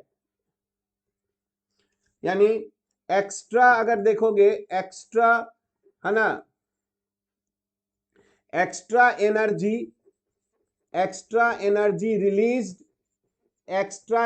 रिलीज्ड बाय कार्बन, है ना, ड्यू टू प्रमोशन। अगर हम लोग देखें कि promotion, due to promotion of electron के कारण एक्स्ट्रा कितना एनर्जी रिलीज किया, तो 324 रिलीज किया, और पहले करता 210, तो देखो 114 kilo calorie, 100 promotional energy release is always. हाँ, कार्बन के लिए हम लोग बात कर रहे हैं सृष्टि, कार्बन के लिए प्रोमोशनल एनर्जी 96 किलो कैलोरी है। तो अगर कार्बन ये काम नहीं करता तो वो सिर्फ 2 बॉन्ड बनाता और 210 निकालता। कार्बन जब 4 बॉन्ड बना रहा है तो 420 निकाल रहा है, पर 96 लिया था तो नेट 324 निकाला। तो पहले जहां 210 निकाल रहा था अब 324 निकाल रहा है, यानी वो इस प्रमोशन से, है ना, 114 किलो कैलोरी एक्स्ट्रा एनर्जी अपने अंदर से निकाल पा रहा है। तो बताओ क्या ये एनर्जेटिकली फेवर्ड हुआ कि नहीं हुआ? क्या कार्बन ये काम करना चाहेगा कि नहीं करना चाहेगा? कार्बन क्या 4 बॉन्ड के बनाने से फायदेमंद हो रहा है कि नहीं हो रहा है? हो रहा है, फायदेमंद हो रहा है, क्योंकि वो एक्स्ट्रा 114 किलो कैलोरी का एनर्जी निकाल रहा है। बहुत बढ़िया, ठीक है। तो हम लोग यहां पर इस बात को प्रूफ कर दिए कि कार्बन हमेशा बॉन्डिंग कहां से करता है बताओ? ग्राउंड स्टेट से करता है कि एक्साइटेड स्टेट से करता है बताओ? कार्बन हमेशा बॉन्डिंग अपना कहां से करेगा? ग्राउंड स्टेट से करेगा कि एक्साइटेड स्टेट से? बहुत अच्छे। कार्बन हमेशा नहीं, ग्राउंड स्टेट से नहीं करेगा। ग्राउंड स्टेट से तो 2 ही बॉन्ड बनाएगा ना। एक्साइटेड स्टेट से सामिनी 4 बॉन्ड बना रहा है कार्बन, है ना। तो कार्बन हमेशा अपने आप को पहले एक्साइटेड स्टेट में लेके जाता है। समझ गई? तो अब सवाल उठता है कि ये 114 किलो कैलोरी का एनर्जी कौन देता है कार्बन को? मतलब ये जो 96 उसको चाहिए प्रमोशन एनर्जी, वो कार्बन को प्रमोशन एनर्जी कौन देता है? 96। तो देखो 96 प्रमोशन एनर्जी जो फ्रॉम बॉन्ड्स, नहीं अभी बता रहे हैं। देखो जैसे मान लो हम तुमसे कहें कि यहां पर कार्बन है और 4 हाइड्रोजन है, इसके पास आ रहा है बॉन्ड बनाने के लिए, बॉन्ड बनाने के लिए। तो एटम्स, जब एटम्स एक दूसरे के पास आते हैं बॉन्ड बनाने के लिए, जब एटम्स एक दूसरे के पास आते हैं बॉन्ड बनाने के लिए, तो उस प्रोसेस में उनके बीच में अट्रैक्शन होने लगता है। तो जब अट्रैक्शन होता है तो वहां से एनर्जी रिलीज होता है, और उसी एनर्जी को कार्बन यूज करके अपने 2s इलेक्ट्रॉन को 2p में पहुंचा देता है। यानी यहां पर बॉन्ड फॉर्मेशन और प्रोमोशन ऑफ इलेक्ट्रॉन दोनों एक साथ होता है। यानी जब एटम एक दूसरे के पास आ रहे हैं तो उस प्रोसेस में अट्रैक्शन हो रहा है, अट्रैक्शन से एनर्जी रिलीज हो रहा है, और उसी एनर्जी से को लेकर इलेक्ट्रॉन जो है कार्बन का वो 2s से 2p में चला गया। इसीलिए एक सवाल पूछा जाता है कि प्रोमोशन ऑफ इलेक्ट्रॉन और बॉन्ड फॉर्मेशन पहले कौन होता है, कि दोनों एक साथ होता है? तो हम लोग बोलेंगे कि दोनों एक साथ होता है। बताओ ये मेरी बात को समझ रहे हो? जब एटम्स आपस में आते हैं बॉन्ड बनाने के लिए तो उनका एनर्जी घटता है, तो जो एनर्जी रिलीज हो रहा है वो उसी से, है ना। यानी bond formation and promotion of electron occur जो है वो साइमल्टेनियसली दोनों एक साथ होता है। ठीक है, तो यहां पर bond formation and excitation of electron occur simultaneously। तो हम लोग यहां पर ये बात समझ गए कि इट इज एनर्जेटिकली फेवर्ड, है ना, दैट कार्बन, ठीक है, कि ये एनर्जेटिकली फेवर्ड हो गया कि कार्बन को कितना बॉन्ड बनाना चाहिए? 4। तो अब बताओ अगर कार्बन 4 बॉन्ड बनाता तो किन किन ऑर्बिटल से कार्बन 4 बॉन्ड बनाता? बताओ तो। कार्बन अगर 4 बॉन्ड बनाता तो अपना कौन सा ऑर्बिटल यूज करता? 2s का एक ऑर्बिटल यूज करता और 2p का 3 ऑर्बिटल यूज करता। तो याद करो अगर मीथेन बन रहा होता है तो यहां पे ध्यान से समझना, हम अगर कार्बन का ये 2p वाला ऑर्बिटल दिखाए तो एक px होता, एक py होता, उसी तरह pz होता, और हाइड्रोजन का कौन सा ऑर्बिटल आता? s orbital. तो यहां पर ध्यान से देखो, यहां पर बॉन्ड एंगल कितना बनना शुरू हो जाता? बॉन्ड एंगल कितना बनता यहां पर मीथेन में? अगर 2p ऑर्बिटल बॉन्डिंग में भाग लेता तो देखो s ऑर्बिटल तो स्फेरिकल होता है, तो एक बॉन्ड s कार्बन का s ऑर्बिटल और हाइड्रोजन का s ऑर्बिटल से ओवरलैप होता, तो उसका कोई बॉन्ड एंगल नहीं होता क्योंकि s स्फेरिकल होता है।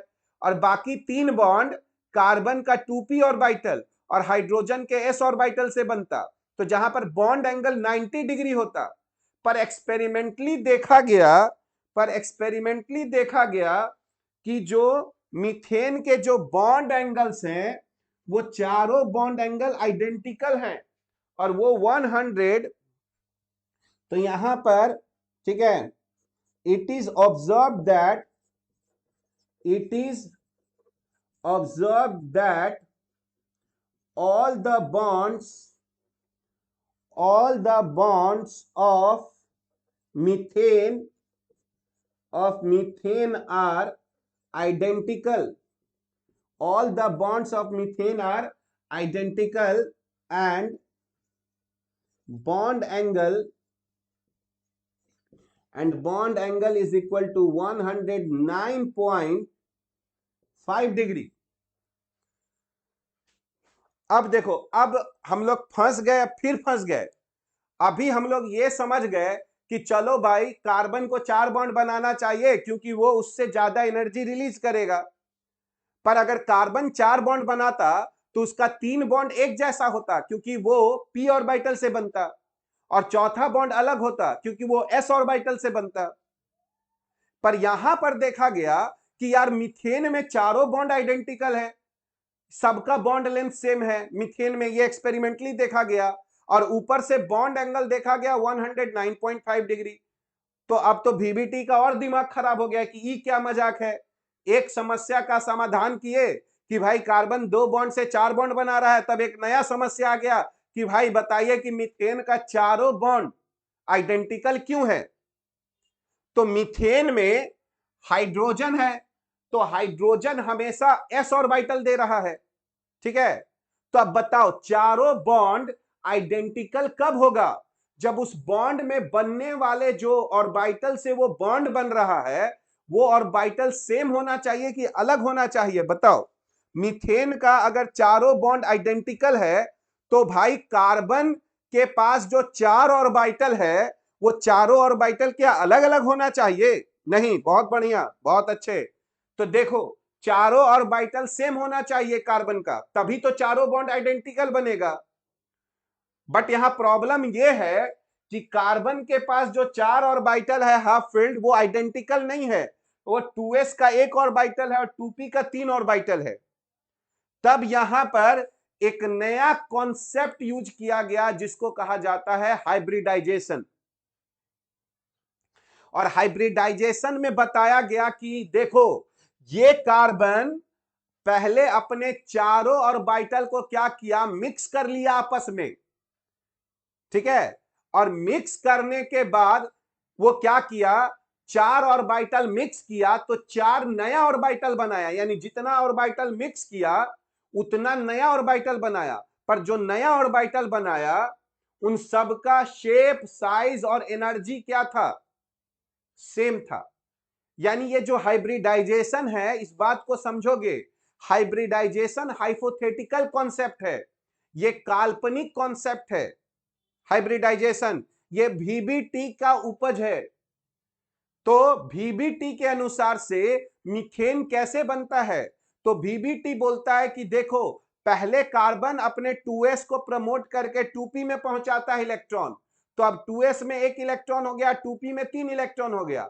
चूंकि मीथेन के सारे बॉन्ड्स आइडेंटिकल हैं तो कार्बन को भी अपना सारा ऑर्बिटल को आइडेंटिकल करना पड़ेगा। तो इसके कार्बन क्या करता है, 2s का एक ऑर्बिटल और 2p का 3 ऑर्बिटल को आपस में मिला देता है, और वो मिला के फिर अपना 4 नया ऑर्बिटल बनाता है जिसका शेप, साइज और एनर्जी सब सेम होता है। और ये चारों ऑर्बिटल को हम लोग हाइब्रिड ऑर्बिटल्स बोलते हैं।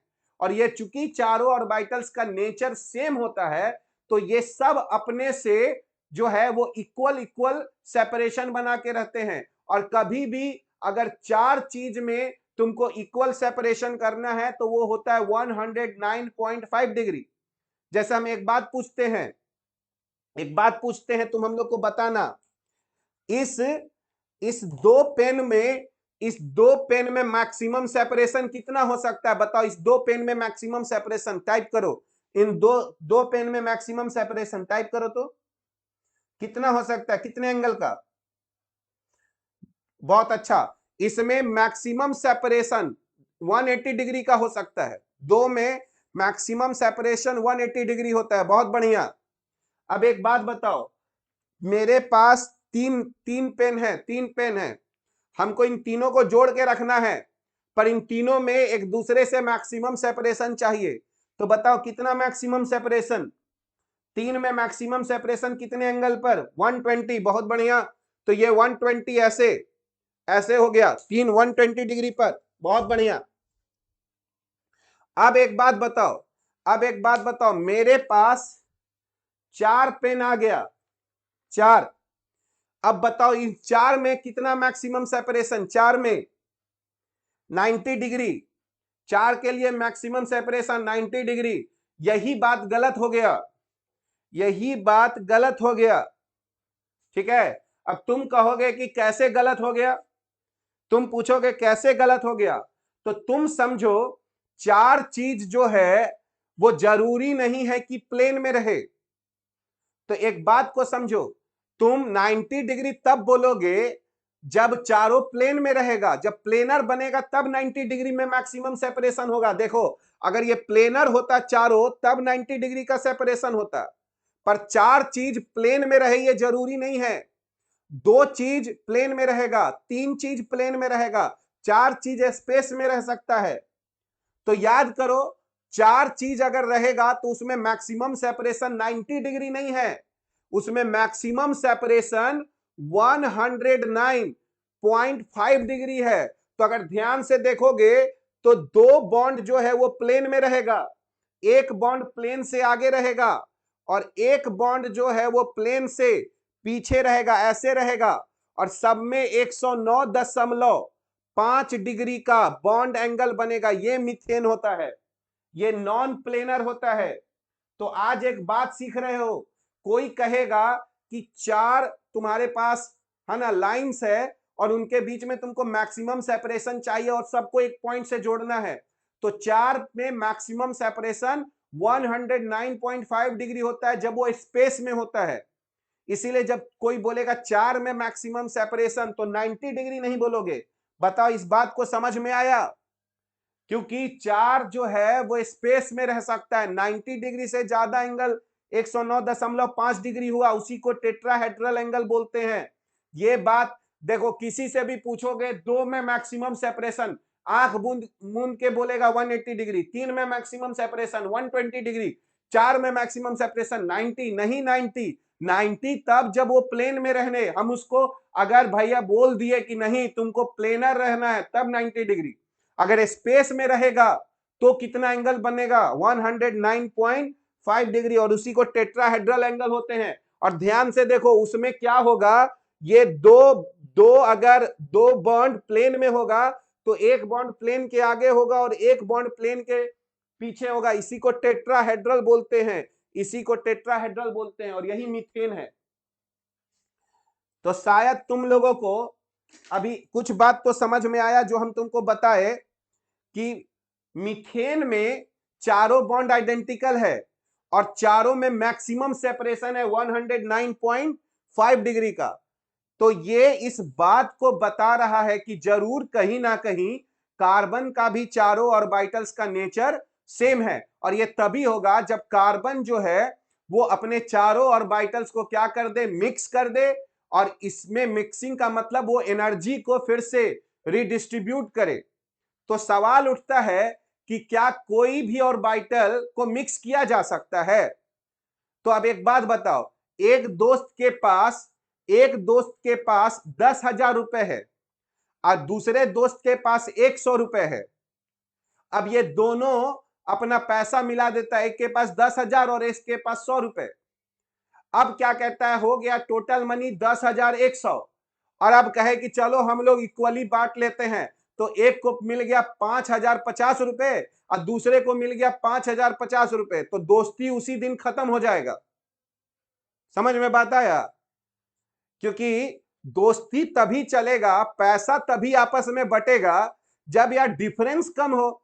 जैसे एक के पास मान लो 500 है और दूसरे के पास है मान लो 400, एक के पास 600 है और दूसरे के पास 400 है, तो कहेगा चलो 500 मिलके हम लोग बांट लेते हैं, वो चलेगा। यानी आदमी जो है वो डिस्ट्रीब्यूशन कब बढ़िया होगा, जब ऑर्बिटल्स के बीच में एनर्जी डिफरेंस कम हो। अगर ऑर्बिटल्स के बीच में एनर्जी डिफरेंस ज्यादा हो जाएगा तो ऑर्बिटल मिलने से नकार देगा। एक जिसका एनर्जी कम है वो स्टेबल ज्यादा है और एक जिसका ज्यादा एनर्जी है उसका स्टेबिलिटी कम है। तो कम एनर्जी वाला ऑर्बिटल रिफ्यूज कर देगा, भैया हम उसके साथ नहीं मिलेंगे, हमको अपना स्टेबिलिटी प्यारा है। इसीलिए वही ऑर्बिटल्स को आपस में मिलाया जा सकता है, या उन्हीं के ऑर्बिटल्स आपस में एनर्जी को रीडिस्ट्रीब्यूट करते हैं, जिनके बीच में एनर्जी डिफरेंस क्या लगता है, कम होना चाहिए कि ज्यादा होना चाहिए, बताओ। कम होना चाहिए कि ज्यादा होना चाहिए एनर्जी डिफरेंस हाइब्रिडाइजेशन करने के लिए? कम, हाँ कम होना चाहिए, लेस होना चाहिए, ठीक है।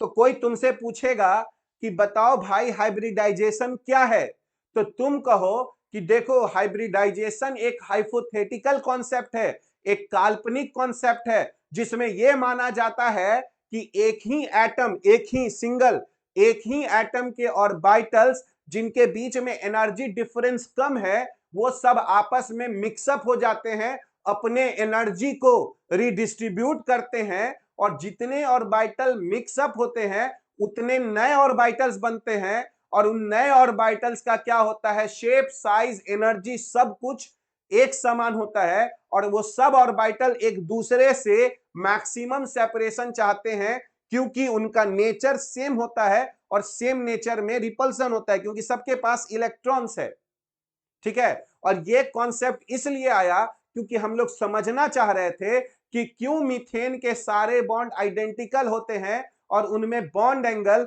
109.5 डिग्री होता है, क्योंकि बिना हाइब्रिडाइजेशन के हम इस बात को, है ना, यहां पर नहीं समझ पाएंगे कि क्यों मीथेन के सारे बॉन्ड आइडेंटिकल्स हैं। होपफुली तुम लोगों को हाइब्रिडाइजेशन का कॉन्सेप्ट समझ में आ गया होगा। बिना हाइब्रिडाइजेशन ये नहीं प्रूव किया जा सकता है कि क्यों मीथेन के चारों बॉन्ड्स आइडेंटिकल होते हैं। वेरी गुड, ठीक है, यहां तक क्लियर हो गया बात चीज। तब अब हम लोग हाइब्रिडाइजेशन स्टार्ट करेंगे। तो कोई भी आज के बाद हाइब्रिडाइजेशन वर्ड पूरे हर क्लास में ऑर्गेनिक का सुनोगे कि इसका ये हाइब्रिडाइजेशन है, इसका, बहुत बढ़िया, बहुत अच्छे, चलो। क्योंकि यार ऑनलाइन तुम लोग पढ़ रहे हो हमसे, मेरा माथा खराब हो जाता है कभी कभी, क्योंकि कुछ अच्छा कॉन्सेप्ट होता है और लगता है कि हम तुमको पर्सनली देख पाते तो उसका इंपॉर्टेंस समझा पाते, उसको और अच्छा समझा पाते, है ना। लेकिन अभी क्या किया जाए, ऐसा सिचुएशन है तो हम लोगों को, लेकिन फिर भी तुम लोग बहुत बढ़िया सीखते हो, है ना, और बहुत बढ़िया रेस्पॉन्स देते हो, ये बहुत अच्छा लगता है, क्योंकि कुछ बहुत अच्छा कॉन्सेप्ट होता है फिर भी तुम लोग उसको, है ना, लगता है कि हाँ हम लोग समझ रहे हैं, बहुत अच्छा, वेरी गुड। तो हम लोग अब यहां पर समझना चाहेंगे कि हाइब्रिडाइजेशन जो है उसके क्या फीचर्स हैं। यहां तक तो समझ गए कि जो भी हाइब्रिडाइजेशन होगा उसमें सभी ऑर्बिटल्स एक ही एटम के होंगे, ठीक है। तो हाइब्रिडाइजेशन में दो एटम के ऑर्बिटल्स नहीं भाग लेंगे, एक ही एटम के ऑर्बिटल्स भाग लेंगे, और वो ऑर्बिटल्स होंगे जिनके बीच में एनर्जी डिफरेंस कम होगा।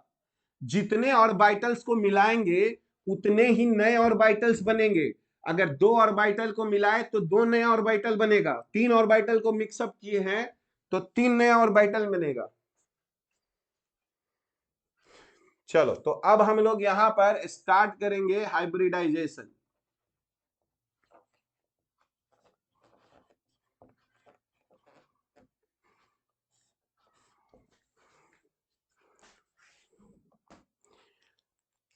तो हाइब्रिडाइजेशन को अब हम लोग कैसे डिफाइन करें?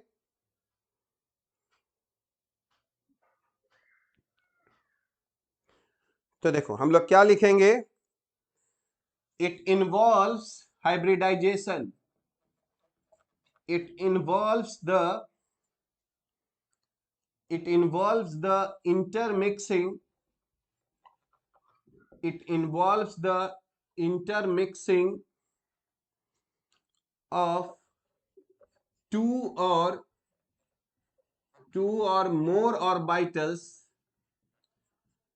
It involves intermixing of two or more orbitals, two or more, है ना, यहाँ पे एटॉमिक ऑर्बिटल्स लिख देते हैं, to or more atomic, two or more atomic orbitals of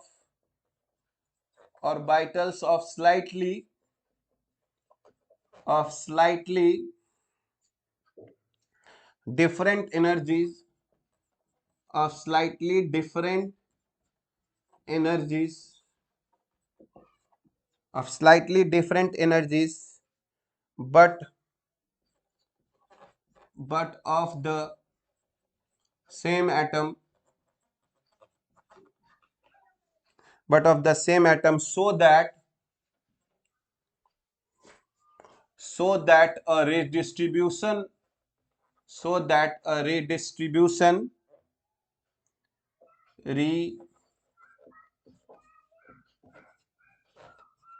redistribution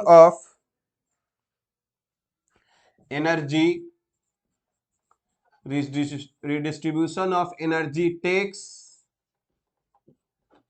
place between them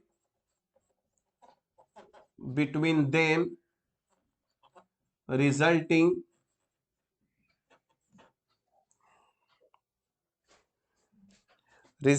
in the formation of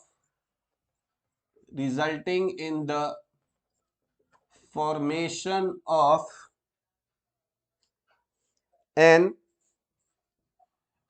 equal number of new orbitals और इन new orbitals को हम लोग कहते हैं कॉल्ड हाइब्रिड ऑर्बिटल्स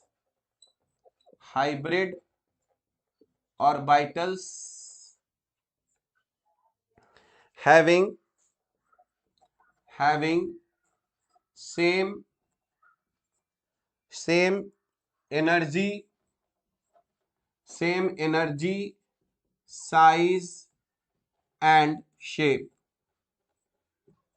ठीक है, तो हम लोग यहां पर क्या लिख रहे हैं कि हाइब्रिडाइजेशन में क्या होता है, इसमें क्या होता है, it involves the intermixing of two or more atomic orbitals of slightly different energy. यानी इसमें दो या दो से अधिक एटॉमिक ऑर्बिटल जिनके बीच में एनर्जी डिफरेंस कम होता है लेकिन वो एक ही एटम के होते हैं, वो आपस में मिक्स होते हैं so that a redistribution of energy, जिससे हमारा एनर्जी का रिडिस्ट्रीब्यूशन हो, है ना, एंड और नए ऑर्बिटल्स बने जिनको हम लोग हाइब्रिड ऑर्बिटल्स कहते हैं, और उनकी संख्या उतनी ही हो जितने ऑर्बिटल्स को हम लोग मिक्स कर रहे हैं, और उन सभी ऑर्बिटल्स का जो है एनर्जी साइज और शेप जो है वो हम लोगों का सेम होगा। ठीक है, तो अब सवाल उठता है कि हाइब्रिडाइजेशन में क्या क्या हम लोग कौन कौन सा पॉइंट जो है वो याद रखना है। तो सबसे पहले तो याद रखना है कि it is a hypothetical concept है। ये कॉन्सेप्ट सिर्फ लाया गया ताकि हम लोग बॉन्डिंग को समझ पाए। ठीक है, दूसरा जो है ये है कि both half filled and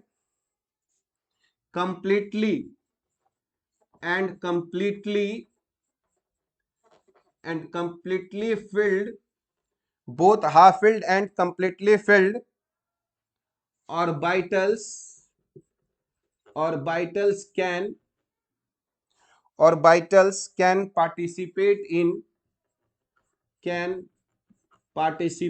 in hybridization। तो हाइब्रिडाइजेशन में हम लोग किन ऑर्बिटल्स को मिक्स कर सकते हैं, तो जो ऑर्बिटल्स हाफ फिल्ड है वो भी मिक्स होते हैं, और जो ऑर्बिटल्स कभी कभी फुलफिल्ड होते हैं उनको भी मिक्स किया जाता है। तो हाफ फिल्ड भी मिक्स होते हैं और फुलफिल्ड भी मिक्स होते हैं। और हम लोग 12th में जब आएंगे तो कोऑर्डिनेशन कंपाउंड्स में पढ़ेंगे कि जो एम्प्टी ऑर्बिटल्स है वो भी हम लोगों का हाइब्रिडाइजेशन में भाग लेता है, लेकिन ऑर्गेनिक केमिस्ट्री में जो भी ऑर्बिटल्स मिलेगा वो या तो हाफ फिल्ड होगा या तो फुलफिल्ड होगा। ठीक है, तो हम लोग यहां पर लिख लेते हैं कि इवन एम्प्टी ऑर्बिटल्स है ना कैन पार्टिसिपेट, पर ये हम लोगों का जो है वो ऑर्गेनिक में नहीं होगा। ठीक है, तो कौन कौन से ऑर्बिटल अगर पूछा जाए हाइब्रिडाइजेशन में भाग लेगा, तो हाफ फिल्ड और फुल फिल्ड, है ना, और कुछ केसेस में हम लोगों का एम्प्टी ऑर्बिटल्स भी भाग ले सकता है। और दूसरा जो भी नंबर ऑफ हाइब्रिड ऑर्बिटल्स बनेगा वो जितने ऑर्बिटल को मिक्स किए उतने के बराबर होगा, है ना। तो number of hybrid orbitals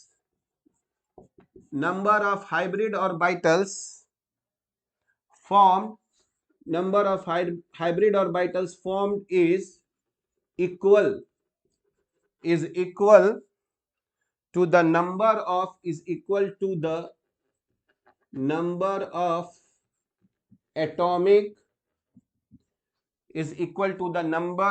atomic orbitals mixed।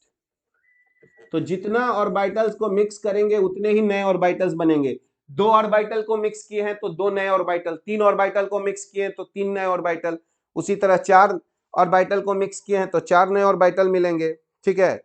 और हाइब्रिडाइजेशन जो है वो तभी होता है जब बॉन्डिंग होता है। मतलब अगर कोई एटम अकेला है, आइसोलेटेड एटम है, तो वहां पर उसको हाइब्रिडाइजेशन की कोई जरूरत नहीं है। हाइब्रिडाइजेशन तब होता है जब वो एटम किसी दूसरे के साथ बॉन्ड बनाने की कोशिश करता है। समझ में आ रहा है, ठीक है। आइसोलेटेड एटम में कोई हाइब्रिडाइजेशन की जरूरत नहीं है। तो हाइब्रिडाइजेशन जो है, हाइब्रिडाइजेशन नेवर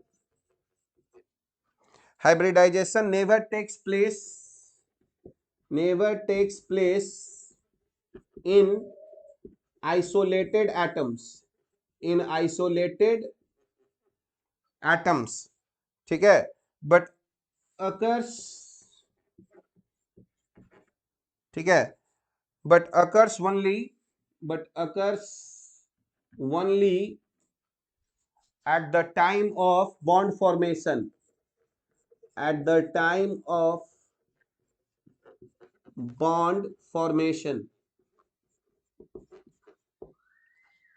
ठीक है। और हाइब्रिड ऑर्बिटल जो है वो प्योर एटॉमिक ऑर्बिटल से ज्यादा स्ट्रॉन्ग बॉन्ड बनाते हैं। अब क्यों बनाते हैं वो अभी हम लोग तुरंत देखेंगे।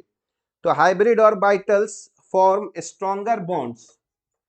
तो हाइब्रिड ऑर्बिटल्स, ठीक है, फॉर्म स्ट्रॉन्गर बॉन्ड्स, ठीक है, देन प्योर एटॉमिक ऑर्बिटल्स।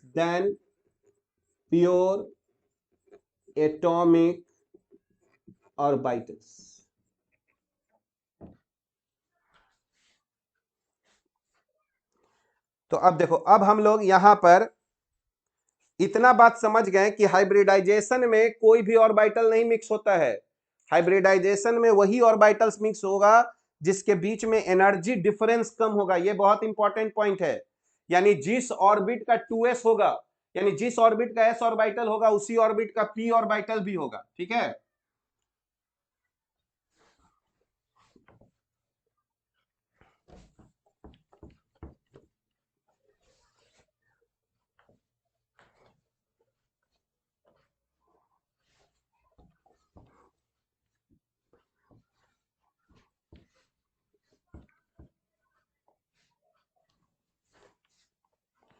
तो देखो, अभी हम लोग टाइप्स ऑफ हाइब्रिडाइजेशन देखेंगे। तो अभी हम लोग टाइप्स ऑफ हाइब्रिडाइजेशन देखेंगे कि हाइब्रिडाइजेशन जो है वो कितने प्रकार का होता है। तो ऑर्गेनिक केमिस्ट्री में हम लोग को 3 हाइब्रिडाइजेशन पढ़ना है, ठीक है। तो फर्स्ट हम लोग देखेंगे, वो होगा sp3 हाइब्रिडाइजेशन। sp3 हाइब्रिडाइजेशन, तो देखो sp3 हाइब्रिडाइजेशन का मतलब होगा कि एक s ऑर्बिटल और 3 p ऑर्बिटल, sp3, यानी टोटल कितने ऑर्बिटल मिक्स हो रहे हैं? 4 ऑर्बिटल, ठीक है। तो देखो sp3 हाइब्रिडाइजेशन का मतलब होगा कि एक s ऑर्बिटल है, फिर देखो ये px ऑर्बिटल होगा, उसके बाद py ऑर्बिटल होगा, उसके बाद pz ऑर्बिटल होगा, क्योंकि s का एक ऑर्बिटल और p का 3 ऑर्बिटल। देखो ये sp3 हाइब्रिडाइजेशन का मतलब हो गया एक s और 3 p आपस में क्या हो गया, हम लोगों का मिक्स हो गया। ठीक है, ये हाइब्रिडाइज्ड हो गया, आपस में मिक्स हो गया। बताओ कितने ऑर्बिटल मिक्स हो रहे हैं? 4 ऑर्बिटल मिक्स हो रहे हैं, तो 4 नए ऑर्बिटल्स बनेंगे। तो 4 नए ऑर्बिटल्स बनेंगे और सबका जो शेप साइज जो होगा वो सेम होगा। तो ये अब चारों हाइब्रिडाइजेशन में चले गए, चारों आपस में मिक्स हो गए और 4 नए ऑर्बिटल बने। तो देखो चारों नए ऑर्बिटल में एक लोब बड़ा होगा और दूसरा लोब छोटा होगा। चारों जो है, चारों ऑर्बिटल जो बनेगा हाइब्रिड का, उसमें एक लोब बड़ा और एक लोब छोटा होगा। तो तुम कहोगे ऐसा क्यों होता है? तो चारों कौन से ऑर्बिटल हुए? चारों sp3 के ऑर्बिटल्स हो गए, हाइब्रिड ऑर्बिटल्स। तो देखो ऑर्बिटल्स जो होता है, ऑर्बिटल्स का मतलब होता है वेव, और जब वेव मिलता है तो कहीं वो एक दूसरे के इफेक्ट को बढ़ा देता है, उसी को कंस्ट्रक्टिव इंटरफेरेंस बोलते हैं, और कहीं एक दूसरे के इफेक्ट को घटा देता है तो उसको डिस्ट्रक्टिव इंटरफेरेंस कहेंगे। यानी जब वेव आपस में मिलते हैं तो वो क्या करते हैं, वो एक दूसरे के अगर इफेक्ट को बड़ा कर दिए तो ये बड़ा लोब बन गया, और अगर एक दूसरे के इफेक्ट को घटा दिए तो छोटा लोब बन गया। तो ये एक तरह से सोचो कि ये बड़ा लोब है प्लस और छोटा लोब क्या हो गया, माइनस, ऐसे। यानी हाइब्रिड ऑर्बिटल्स में एक बड़ा लोब होगा और एक छोटा लोब होगा, और ये हाइब्रिड ऑर्बिटल्स एक ही एटम के हैं। तो हमारा ऑर्गेनिक केमिस्ट्री में अभी हम लोग कार्बन देख रहे हैं, तो बताओ ये चारों ऑर्बिटल्स, ये 2s था कार्बन का, 2px 2py और 2pz, तो 4 नए ऑर्बिटल्स बने। तो चारों जो है वो sp3 के ऑर्बिटल्स बना दिए। और याद करो ये हाइब्रिड ऑर्बिटल्स में रिपल्सन होगा क्योंकि सब में एक एक इलेक्ट्रॉन है। तो हम लोग अभी बोल रहे हैं sp3 हाइब्रिडाइजेशन में क्या होता है, 1s orbital, 1s orbital and 3 p orbitals are mixed to give four identical sp3 hybrid orbitals, 4 identical sp3 hybrid orbitals। और बताओ ये सब ऑर्बिटल्स किससे जुड़े हुए हैं? बताओ तो किसके हैं ये ऑर्बिटल्स? ये जो चारों ऑर्बिटल्स बने वो किसका कहेंगे? अभी हम लोग कौन किसका रेफरेंस एटम ले रहे हैं? कार्बन का। बहुत बढ़िया। और याद करो 2 रहता तो मैक्सिमम सेपरेशन 180 डिग्री, तो 3 है तो 120 डिग्री, और 4 है तो चारों में, है ना। दीज हाइब्रिड ऑर्बिटल्स, हमेशा याद रखना, these hybrid orbitals try to remain as far these hybrid orbitals try to remain as far as possible to minimize electronic repulsion।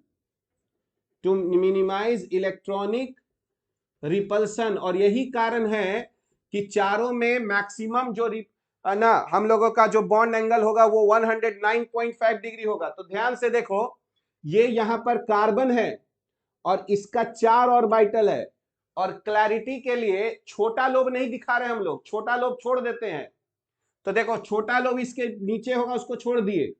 तो ये यहां पर ध्यान से देखो, ये कार्बन का चारों हाइब्रिड ऑर्बिटल दिखाया जा रहा है। इत्मीनान से समझोगे, छोटा लोब सबके अपोजिट में है, उसको छोड़ दिया गया है। और बताओ 4 में हम बताए हैं कि 2, अगर ये दोनों ऑर्बिटल प्लेन में होगा तो ये ऑर्बिटल प्लेन के आगे होगा और ये ऑर्बिटल प्लेन के पीछे होगा। चारों ऑर्बिटल प्लेन में नहीं है, याद रखोगे ना, चारों ऑर्बिटल प्लेन में नहीं है। तो ये कार्बन के 4 हाइब्रिड ऑर्बिटल हो गए। और याद करो हाइड्रोजन के पास s ऑर्बिटल होता है, तो यहां पर हाइड्रोजन का एक s ऑर्बिटल आके ओवरलैप किया, यहां पर हाइड्रोजन का दूसरा s ऑर्बिटल ओवरलैप किया, यहां पर हाइड्रोजन का तीसरा s ऑर्बिटल ओवरलैप किया, और यहां पर हाइड्रोजन का चौथा s ऑर्बिटल ओवरलैप किया। ये सब हाइड्रोजन के ऑर्बिटल्स हो गए। तो देखो ये हम लोगों का बना CH4, ठीक है, CH4। तो देखो इसी को हम लोग ऐसे दिखाते हैं, कार्बन एक बॉन्ड, दो बॉन्ड, दो बॉन्ड। और याद रखना ऐसे अगर दिखाए ऐसे, तो इसका मतलब है ये बॉन्ड प्लेन के पीछे है। और अगर ऐसे दिखाए तो इसका मतलब होता है कि ये बॉन्ड प्लेन के आगे है, यानी ये हो गया above the plane, above the plane, plane के आगे, ठीक है। ये हो गया, ये बॉन्ड हो गया below the plane, below the plane. तो जो हैच्ड से बनाया, जो डैश से बनाया जाएगा वो बिलो द प्लेन है, जो हैच करके बनाया जाएगा वो एबव द प्लेन हो गया। तो डैश बिलो द प्लेन। और ये जो दोनों हाइड्रोजन है, ये दोनों हाइड्रोजन एबव द, ये ऑन द प्लेन हो गया। ये दोनों जो है, ये दोनों हाइड्रोजन ऑन द प्लेन हो गया। और यहां पर जो बॉन्ड एंगल है, ये हम लोगों का 109.5 डिग्री हम लोगों का मीथेन में बॉन्ड एंगल हो जाता है।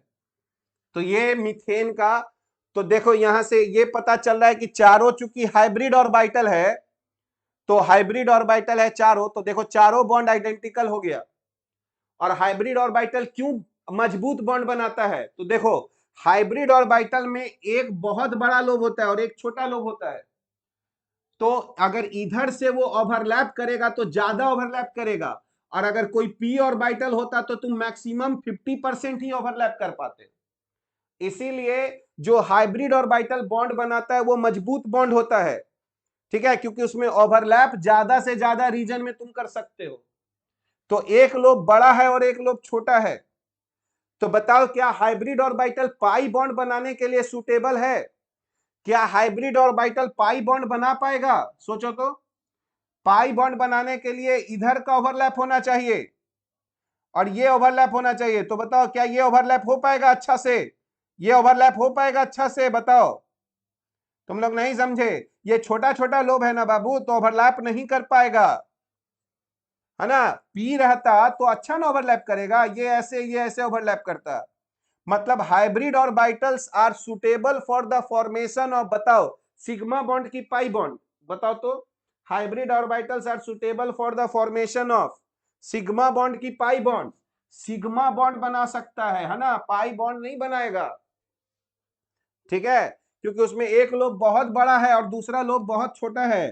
तो समझो यहां hybrid, hybrid orbitals, hybrid orbitals are suitable, hybrid orbitals are suitable for the, hybrid orbitals are suitable for the formation of किसके, for the formation of sigma bonds। और दूसरा देखो, ये जो हाइब्रिड ऑर्बिटल्स हैं बाबू, ये किससे मिलकर बन रहा है? एस से और पी से। तो इसमें एस का भी कैरेक्टर आएगा और पी का भी कैरेक्टर आएगा, यानी हर एक ऑर्बिटल में एस का भी कैरेक्टर रहेगा और पी का भी कैरेक्टर रहेगा। तो पूछा जाता है कि बताओ sp3 ऑर्बिटल में कितने परसेंट एस कैरेक्टर? तो याद करो सबका कंट्रीब्यूशन इक्वल है, तो इसका भी 25, इसका भी 25, इसका भी 25 और इसका भी 25। इसीलिए देखो अगर कोई परसेंटेज एस कैरेक्टर बोलता है sp3 में, तो बताओ एस के कितने ऑर्बिटल है मेरे पास? एक। और टोटल कितने ऑर्बिटल है मिल रहे हैं? 4। तो 1/4 गुना 100 कितना परसेंट एस कैरेक्टर होगा? 25% एस कैरेक्टर होगा, ठीक है। तो sp3 हाइब्रिड ऑर्बिटल्स में 25% एस कैरेक्टर। अगर पी कैरेक्टर अगर हम लोग बोले तो कितना होगा पी कैरेक्टर? तो पी के टोटल 3 ऑर्बिटल है 4 में से, तो 3/4 करेंगे तो कितना होगा? 75%। बताओ तो परसेंटेज पीजेड कैरेक्टर कितना है? परसेंटेज पीजेड कैरेक्टर अगर बोले तो पी कैरेक्टर तो 75% है, परसेंटेज पीजेड कैरेक्टर बहुत बढ़िया 25%।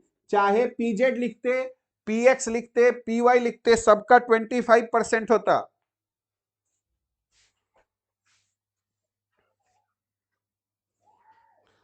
तो sp3 हाइब्रिडाइजेशन हम लोग समझें, तो देखो sp3 हाइब्रिडाइजेशन मीथेन कैसे बना समझ में आ गया। और अब देखो अगर एक और एग्जांपल ले लास्ट C2H6 का, C2H6 इथेन, इथेन। तो देखो इथेन में हम लोग ऐसे बनाते हैं, कार्बन CH3 ऐसे बनाते हैं इथेन को, और ऐसा लगता है कि सब कार्बन जो है वो एक प्लेन में है, पर ऐसा है नहीं। क्योंकि अगर इथेन में देखोगे तो ये कार्बन को 4 सिंगल बॉन्ड बनाना है, और जब भी कार्बन को 4 सिंगल बॉन्ड बनाना है तो उसका sp3 हाइब्रिडाइजेशन होगा। इसका मतलब ये हुआ कि इस कार्बन का 4 ऑर्बिटल इधर है, 1 2 3 और 4, और ये दूसरे वाले कार्बन का भी 4 ऑर्बिटल ऐसे है, 2 3 और 4। तो देखो दोनों का एक एक हाइब्रिड ऑर्बिटल मिलके सिग्मा बॉन्ड बना लिया। और यहां से देखो, यहां से हाइड्रोजन मिला, यहां से भी हाइड्रोजन आया, यहां से भी हाइड्रोजन आया, यहां से भी हाइड्रोजन आया, यहां से भी हाइड्रोजन आया, और यहां से भी हाइड्रोजन आया। यानी देखो अल्केन में ये जो कार्बन कार्बन जो बॉन्ड बन रहा है वो sp3 के ओवरलैप से बन रहा है, और बाकी जो कार्बन हाइड्रोजन बॉन्ड है वो sp3 और s के ओवरलैप से बन रहा है। यानी अल्केन में हमेशा कार्बन का हाइब्रिडाइजेशन sp3 होगा, क्योंकि उसको 4 सिंगल बॉन्ड बनाना है। ठीक है, तो एक लास्ट लाइन यहां पर लिख लेते हैं आज के क्लास के लिए। इन अल्केन हमेशा, in alkane carbon atom is कैसा हाइब्रिडाइजेशन यूज करेगा, is sp3 hybridised. Carbon atom जो है वो sp3 हाइब्रिडाइज होगा। होपफुली आज का क्लास तुम लोगों को समझ में आया होगा और थोड़ा इंटरेस्टिंग भी लगा होगा। ठीक है, तो आज से जो बहुत इंपॉर्टेंट टॉपिक शुरू हुआ है, ठीक है ना, जीओसी, उस पर अच्छा से ध्यान देना है ना। चलो फिर।